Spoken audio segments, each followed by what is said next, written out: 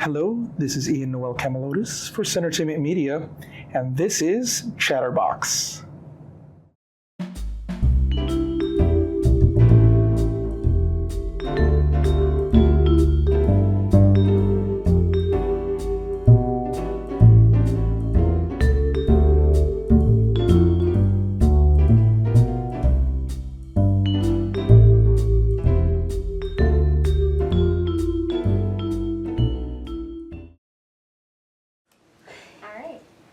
So starting off with kind of a basic question. So when did you first decide that you wanted to pursue voice acting and why?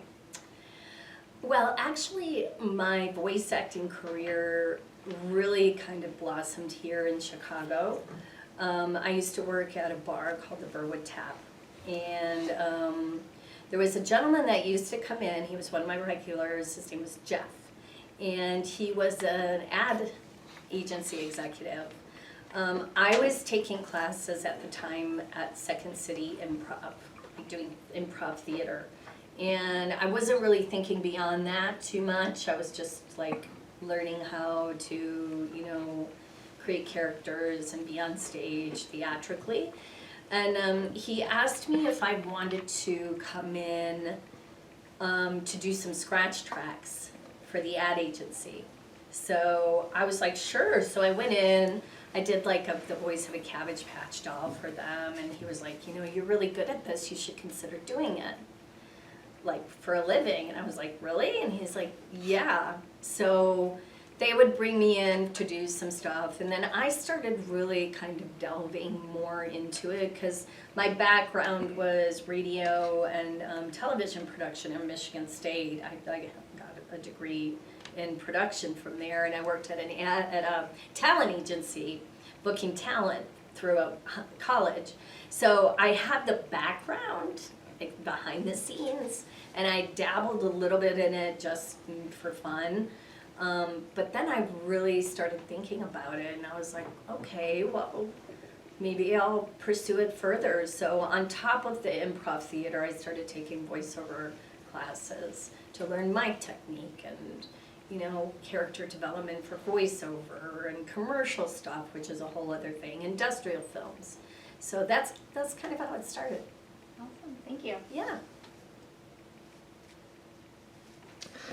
So in terms of your first role, it was Fujiko Mie from Lupin the Third. How did that role come about? Because you talked about scratch tracks on advertising. Actually, that was not my first anime role. Was it? Oh. No, that was it was my first big anime role, probably the most well-known. But I had been doing anime prior to Fujiko probably for like 3 years, 2-3 years. So I had booked a series of other roles up to that point. And then how did that particular role come about? Yeah. Audition. Yeah, I auditioned for that. And funny story, the producer who cast me in that role, it was for Jenny An, I think at the time. Hiroe Sakamoto, she's no longer with us. She cast me as Fujiko in the first iteration of it. And that original cast has stuck, which is really fun.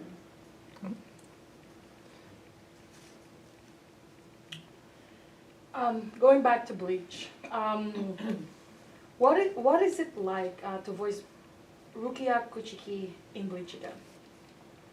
Well, it's been an amazing journey, 10 years in the making, We knew that there was the second arc of the story, and we got word that it was being animated in Japan. And then we didn't hear anything about adapting it to English. October, November, December, January, February, March, April. It's 6 months.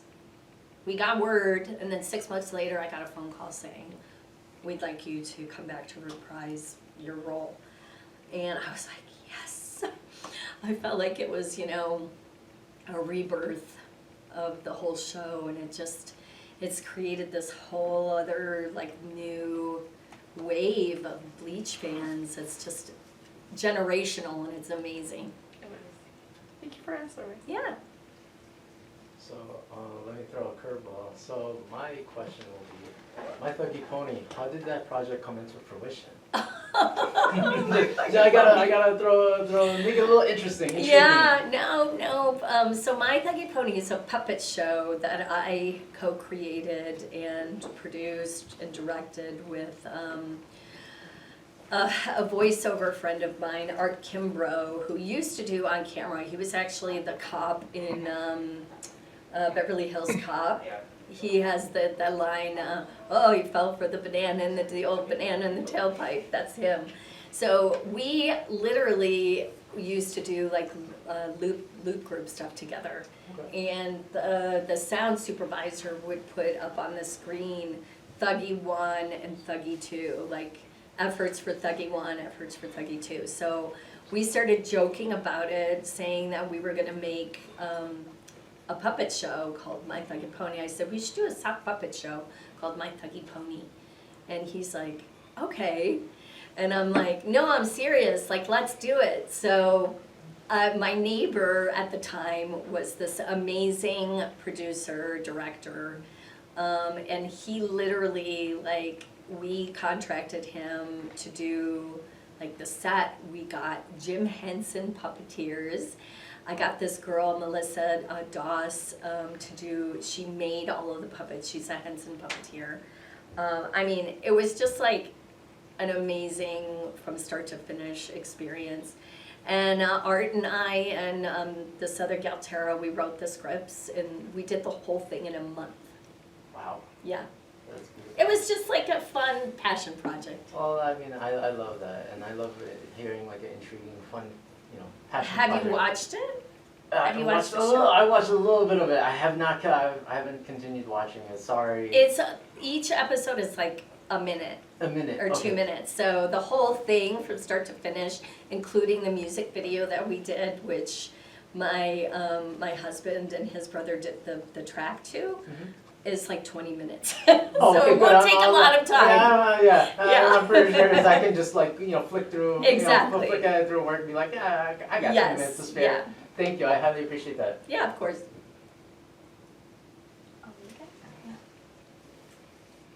So if you could hang out with any of the characters that you voiced for a day, who would it be? Ooh.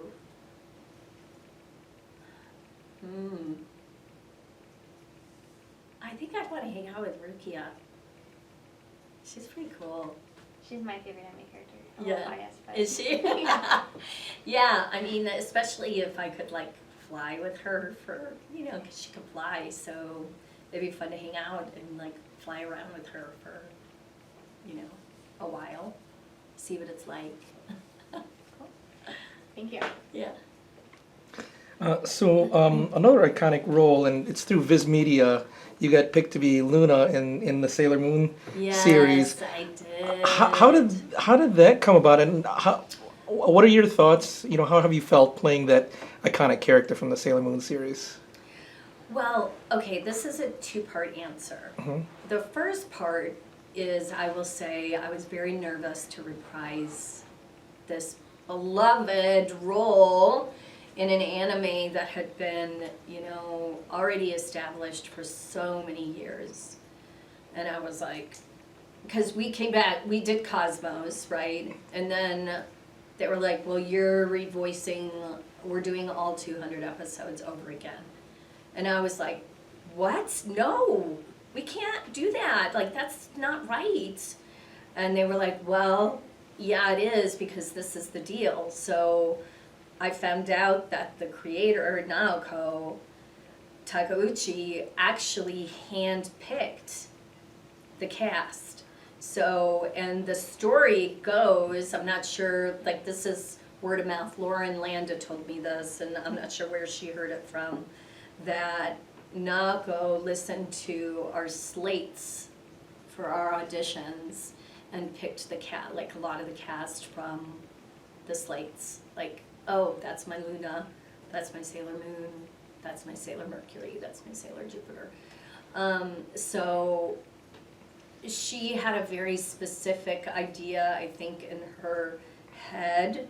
And when she did Sailor Moon Cosmos, she said, I'm gonna do this, but I wanna go back and do the story the way I originally intended it to be. Because I feel like when it first came out, you know, in the late 90s, I don't think Western civilization was quite ready for a lot of the content. She was very ahead of her time.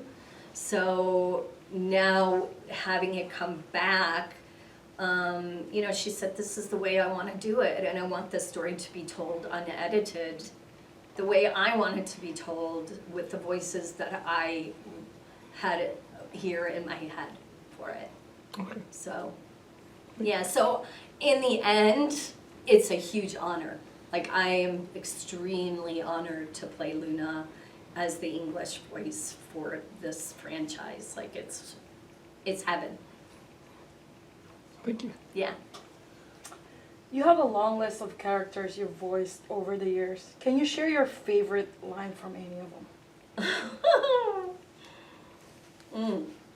Well, there's always Yoko. I'll fill y'all full of lead, me and my big ass gun. Classic. So, for now, this film has been an icon in every film and in the industry, in anime, movies, Hollywood. Akira, Oh. Kaori. Yeah. So for that to stand the test of time, how does it feel to be part of that project where you're just voicing, you know, most definitely, of course, a role, but did you think that it would stand the test of time of being Kaori in that project, or was it?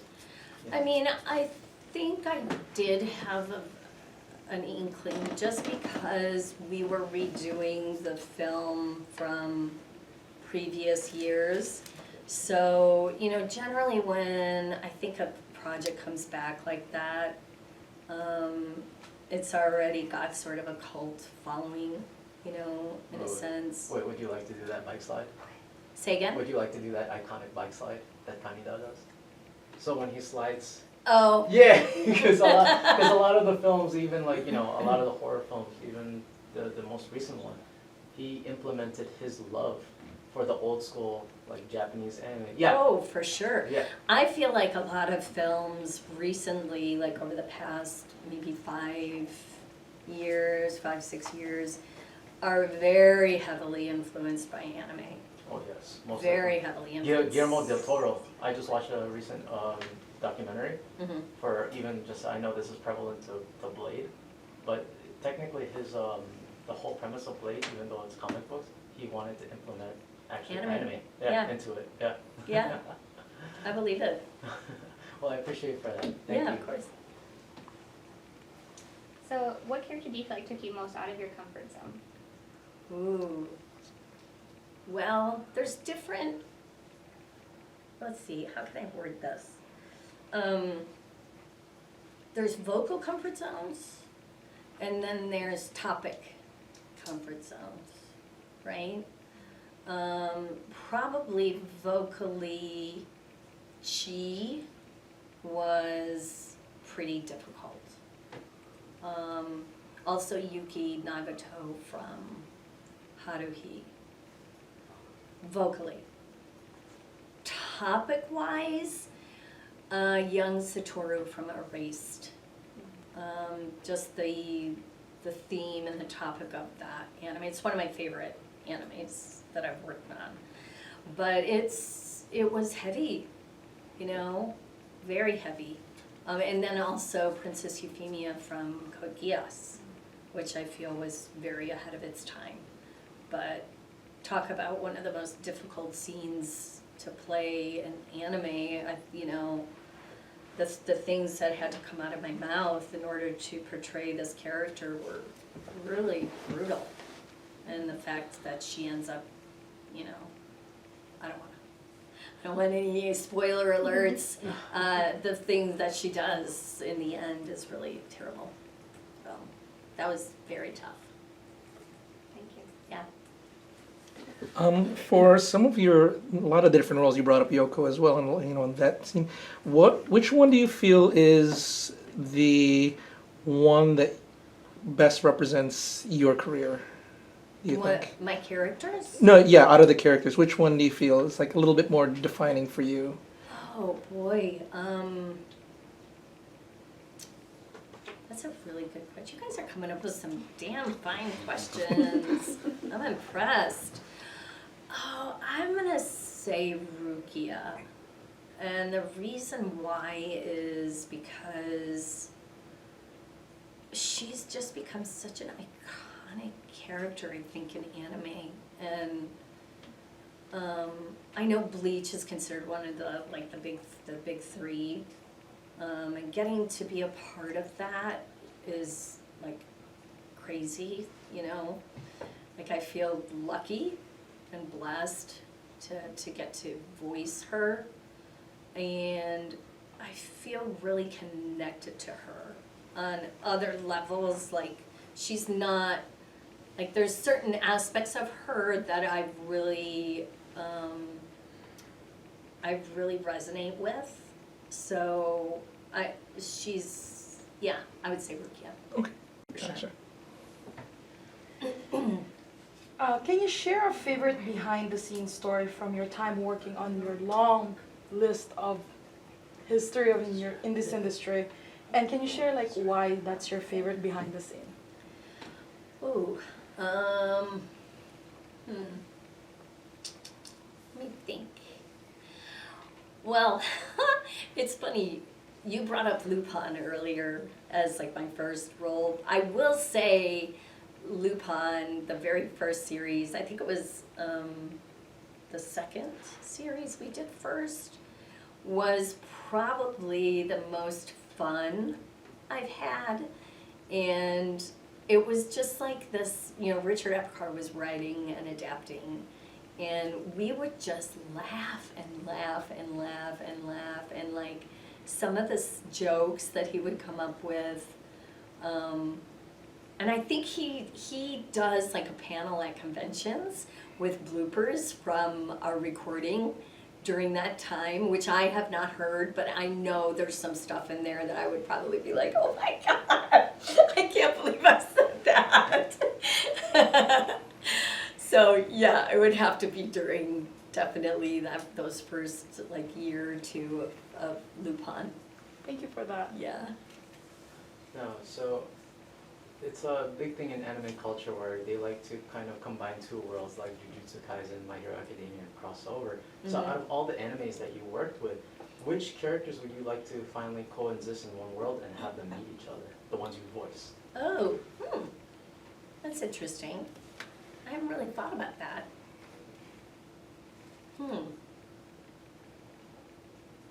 It'd be kind of fun to have Cream the Rabbit from Sonic meet like Yoko.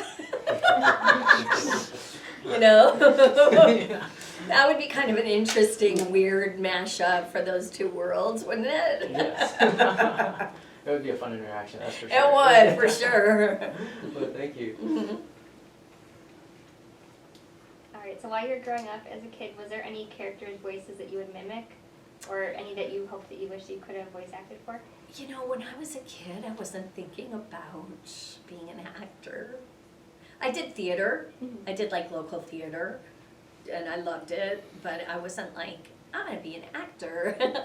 Like my mom was like, you're gonna be a doctor, or you're gonna like go be a physical therapist or a psychologist. Like she had a heart attack when I moved to Chicago to like, you know, pursue improv theater, and then when I moved to LA, she was like, what's going on? Like they were really worried about me. So, I mean, you know, as kids, it's like always in my room with my Barbie dolls and playing, you know, funny voices, but I don't really have a recollection of any of that. Thanks. Yeah.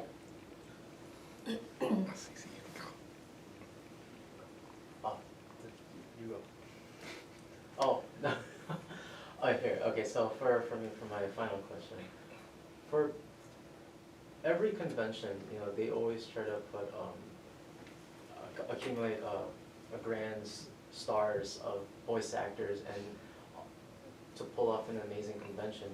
For any of the voice actors that you've worked with, which one would you like to have where it's like, oh, it's gonna be this specific anime and all of us are get together because due to the, you know, time constraints of everyone's work schedule, which one would you have to be like, oh, I want this specific anime, we get everyone together from voice acting Yeah. and also Japanese acting as well?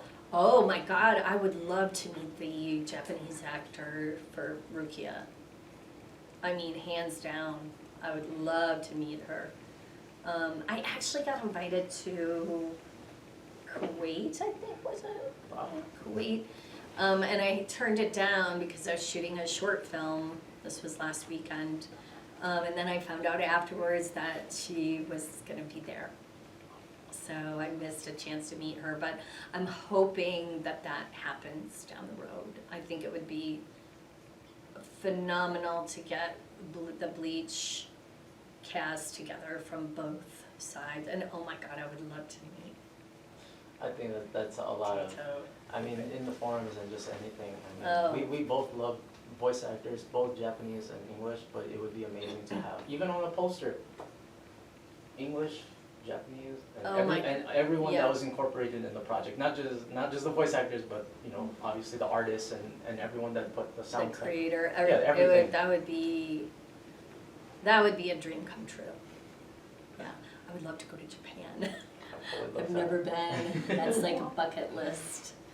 It would be cool to go there and meet the And voice meet actors. the voice actors. Yeah. Well, thank you, that's my final question for you, Yeah. and I don't know about my other colleagues if they would like to finish off.